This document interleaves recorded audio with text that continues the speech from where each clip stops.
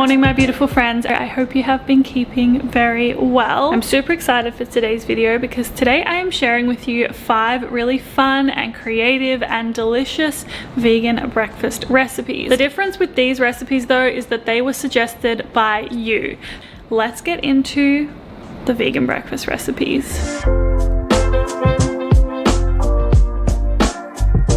Okay, so chocolate waffles with caramelized banana. What a ridiculously delicious idea. Let's start there.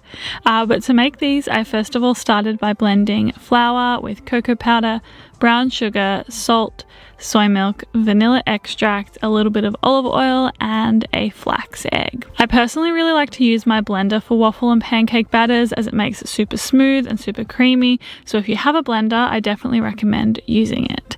Anyway, I blended all of this together in my Vitamix until it was super smooth and creamy, and then I poured it into my hot waffle iron and allowed it to cook until the waffle iron told me it was ready. Essentially, it took about 5 minutes. To make the caramelized banana, I first started with 2 fresh bananas, which I peeled and then I sliced in half.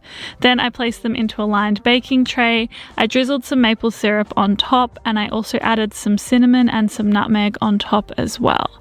I placed these into the oven and baked them for around 20 minutes at 190 degrees Celsius. And then it is time to serve them. I placed the caramelized bananas on top of my chocolate waffle.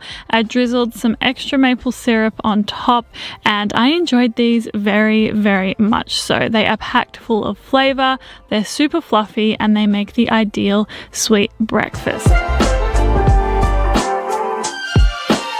Okay, these oats were such a specific request, but I was so down for it. I haven't cooked with rhubarb much in the past, but when I've had rhubarb compote, I have absolutely loved it. I first of all chopped some fresh rhubarb into small pieces, and then I added them into a small pot over medium to high heat with some water as well as maple syrup, vanilla and lemon juice. I stirred this all together and continued stirring every now and again while the rhubarb cooked for about 30 minutes. Whilst this was cooking, it was time for me to make the salted caramel sauce, and I made this on a base of almond butter, but if you are allergic, you could try making it with tahini. I'm actually really excited to try making it with tahini next time. I also added in maple syrup as well as maca powder and boiling water, and I mixed this together well. It may have a couple of lumps from the almond butter, but it will still taste really delicious. Once it is all well mixed together, I just set it to the side and kept it close because we are going to need it to make our crunchy caramel pecans. To make the pecans, I started by chopping them up into fine pieces. I then added them to a non-stick pan with some of the salted caramel sauce, and I fried them up until they were lightly crisped before removing them from the heat. Super simple. When it came to making the oats, I also kept it very simple. In a medium-sized pot, I added oats as well as soy milk and some salted caramel sauce that I had made. I mixed it all together and cooked it until it was nice and thick. To serve, I firstly added the oats to a bowl, followed that by the rhubarb compote, as well as some natural coconut yogurt, the rest of the salted caramel sauce, the crushed pecans, and then I topped it with some fresh strawberries. This is such a divinely decadent breakfast that is packed full of flavor, packed full of sweetness, and packed full of the most important thing at all, and that's love.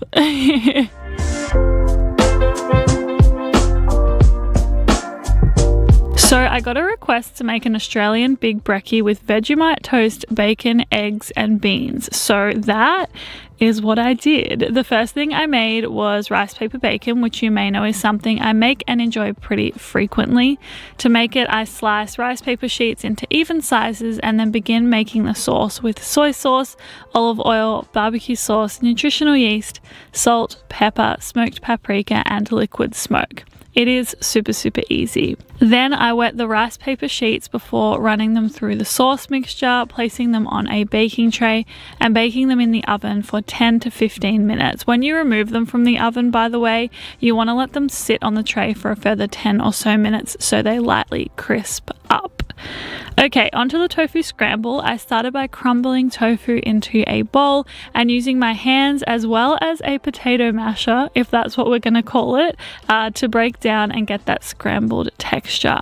I also then added soy milk as well as nutritional yeast, salt, pepper and turmeric, and I mashed and mixed it all together well. From there, you want to grease a frying pan lightly with some olive oil or some vegan butter and then pour the tofu scramble mixture in. You want to cook it until it thickens slightly and it begins to get like this golden kind of brown on some of the edges. And of course, after that, I made some of my smoky baked beans, which are an absolute staple for me at the moment. I have been making them so frequently, and I have also linked the full recipe down below for you to enjoy. To serve the breakfast, I toasted some sourdough and then I topped it with vegan butter and Vegemite.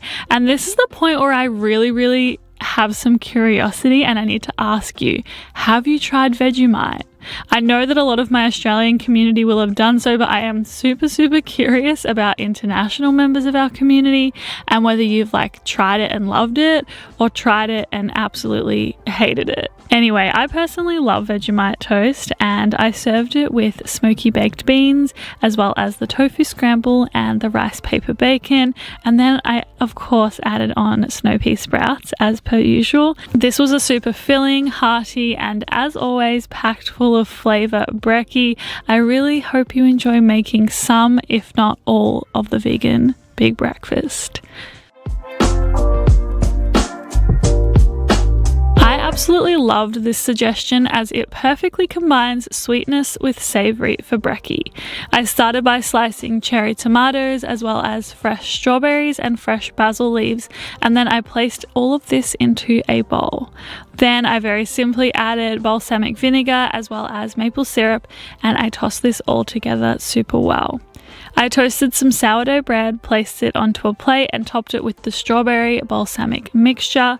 Then I topped this with snow pea sprouts as always, and I enjoyed it as a very different but super delicious start to the day.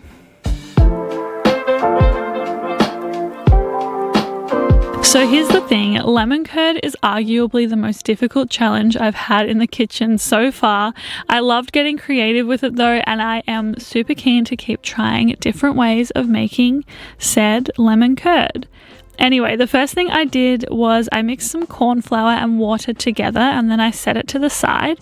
Then in a medium saucepan, I mixed soy milk, maple syrup, lemon zest and lemon juice well before adding the corn flour and water mixture and continuing to stir. This is something that will thicken and combine well over time as you keep it over about a medium heat. Whilst it was thickening, I started making the French toast mixture. As we know, I love using a blender for many things in the kitchen, and so in this blender I combined fresh banana as well as soy milk and maple syrup, and I blended it all together until it was nice and smooth. Then I poured it into a bowl where I dipped 4 pieces of bread in and I soaked them well. Once they had been well soaked, I placed them into a lightly greased frying pan and I toasted them all until they were golden on both sides. Okay, so to serve the French toast, I first of all started with my 4 pieces of French toast.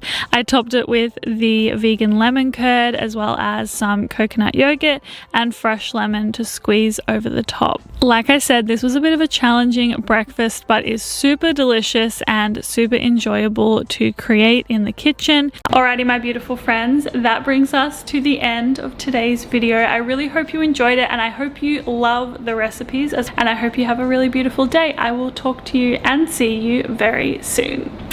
Bye!